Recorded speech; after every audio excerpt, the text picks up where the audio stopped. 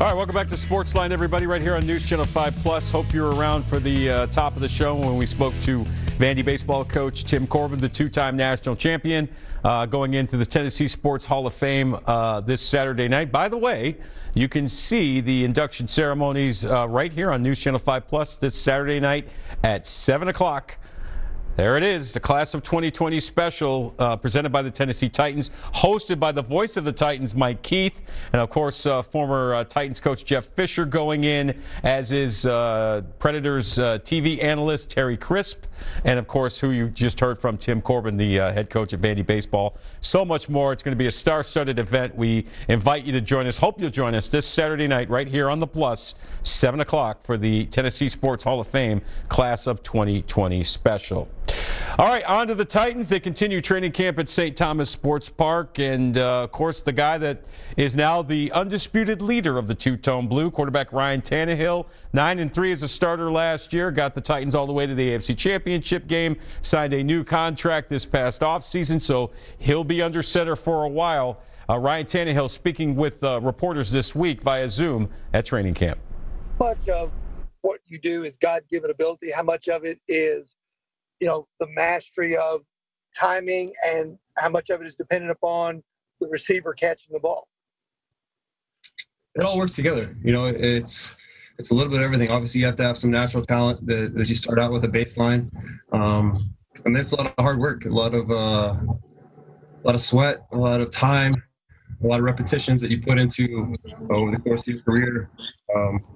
Starts with your feet, your feet and your hips, being able to generate power there, and then just being consistent and with your release and being able to pick a good spot and deliver the football there. I think, like I said, it all works together, and it's just a matter of having a baseline, being able to work at it, be intentional about it, and through drills and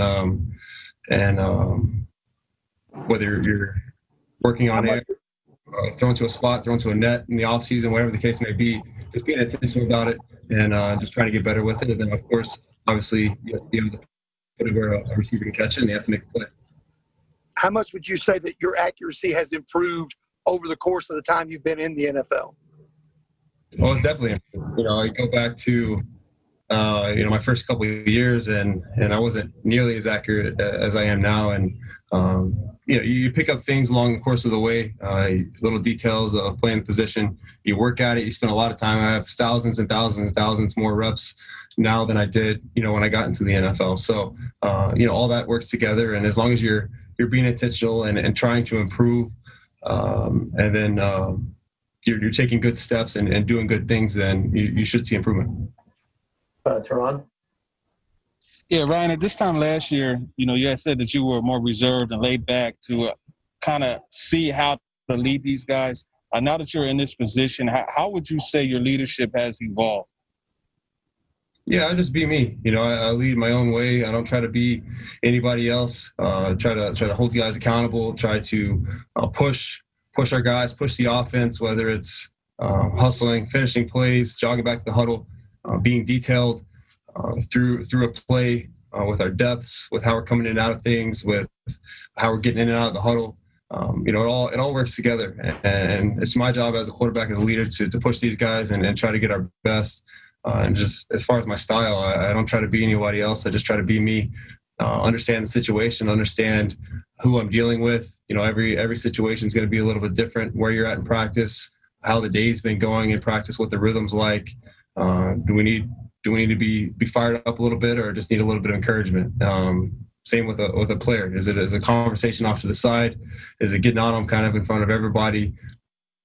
Just kind of depends what the situation is, and hopefully reading it right and playing it the right way. Jim? Ryan, I know the focus is on getting the Titans better. That's what Mike just said. But how much time do you spend when you have a little spare time looking at the Broncos, and how much have you done that during the course of the offseason? Taking a couple peeks at them. But right now we're really just focused on, like you said, just getting the Titans better, just being better at what we do, changing things up, evolving as an offense, just keep pushing the limit of what we're able to do and how we do it. we were able to, I guess yesterday, he gave us a little extra time to get in the film room and take some time to look at those guys. But on a day-to-day basis right now, we're just focused on ourselves and how do we improve, how do we get better individually and as a group. And then when the time comes, we'll really buckle down and start focused on the Broncos. And I want to ask you just about what you see on the practice field during camp from the defense. I mean, how do they look, from your eyes? Yeah, they've done a good job. They're out there competing.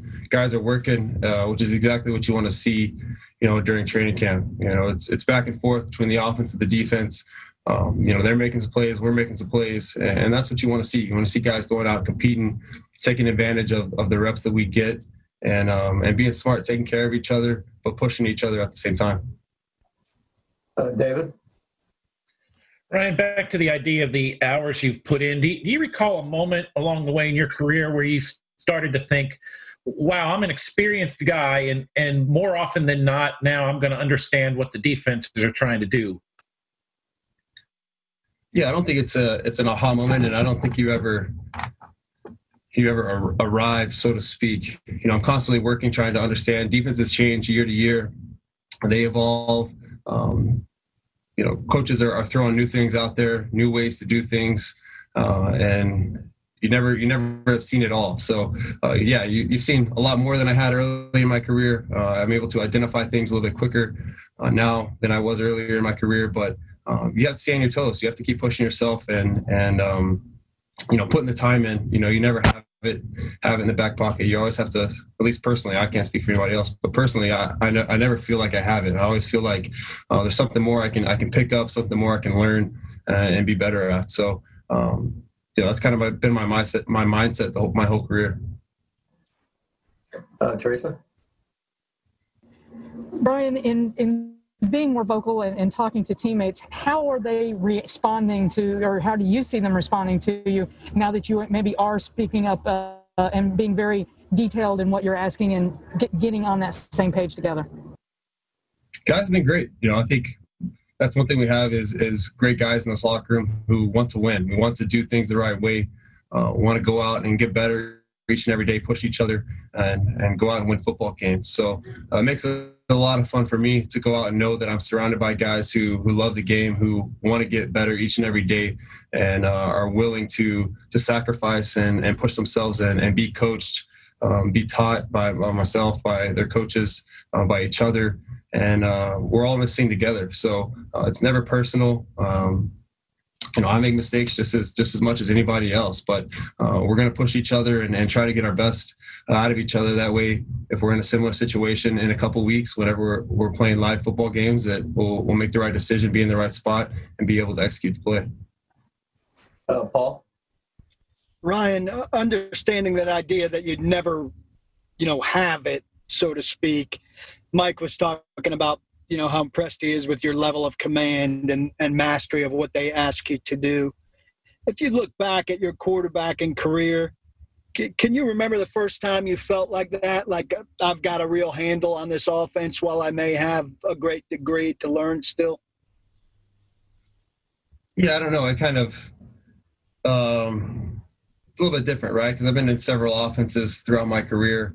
Obviously, first year in an offense, a lot of times you're still picking it up. It takes some time to pick it up and understand exactly the nuances of the different offenses, how you call things, how we adjusted things, how we audible things, things to look for that we can take advantage of. And so, it kind of fluctuates. All right, you're getting better, you're getting more experience over the course of your career. That's kind of a steady climb. But then you kind of have these peaks and valleys of, all right, new offense, so we're starting a little bit slower. You start picking that thing up, and then if you have a change or something like that, now you're kind of take a dip back down, and you're trying to start back, not at square one, so to speak, but a new offense, new term. So it slows you down a little bit. So I don't think it's any one moment or any one point. I think the more time you can spend in a certain offense with some familiarity with the guys around you, then it's going to be in a better spot for you. You remember times maybe when you were younger, watching a guy and thinking like, wow, he's really got it, just the way he carried himself or the way he executed an offense, seeing command and what that felt like or something to aspire to?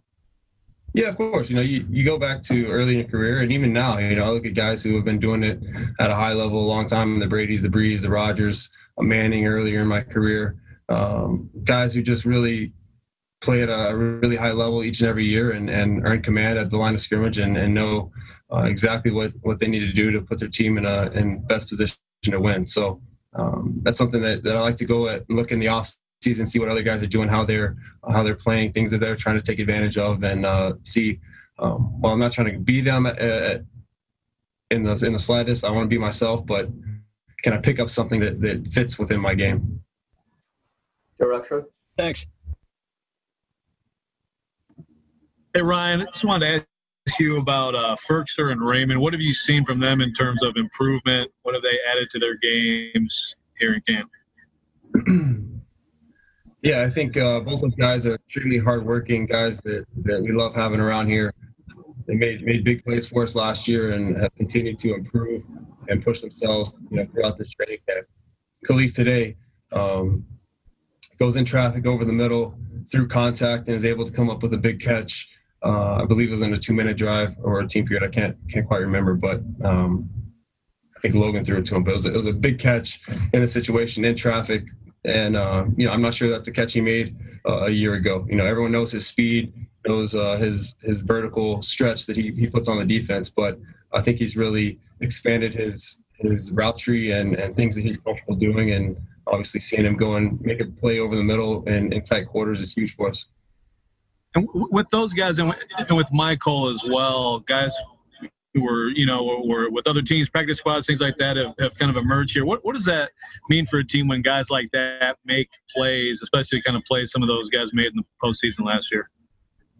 Oh, it's huge. We have so many talented guys across our roster, across our offense that you can't zero in on any one position go in the pass game. They're guys that all have different skill sets, and we feel really confident in spreading the ball around, creating plays and opportunities for those guys to use their skill set to get open and get them the football. So it's exciting as a quarterback to know that you have those weapons we can spread around and really put the football in a lot of different people's hands. Eric?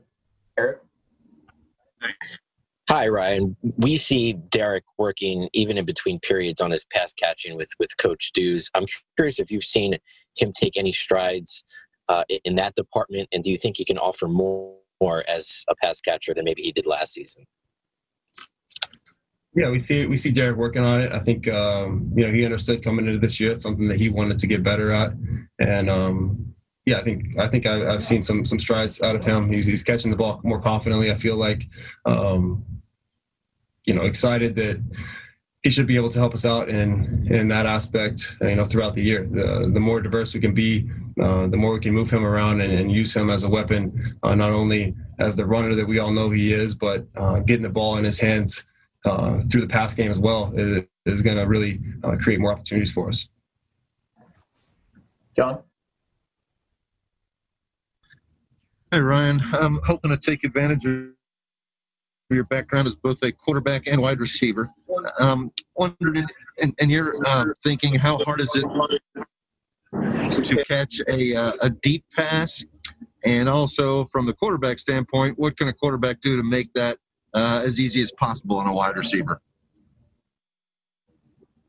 Well, if you're quarterback, you want to put it in a good spot. That's the key there. And it is tough. It is tough to catch deep passes. I think the toughest one is going to be what's coming right over the shoulder and adjusting to your outside shoulder, which is in tight coverage is where you want to put the football, but it is a tough catch. So I think our guys do a really good job of actually tracking the football, something that they work on, with individual drills with Rob, work on throughout the off season and during season. And like I said, it's not something that's easy, but when you're able to do that and make that tough catch in tight coverage and quarterback puts it in a good spot, it creates big plays. To follow on that, wondering if you could kind of talk about how both Khalif and AJ catch deep passes in different ways. It seems, Khalif obviously has the great speed.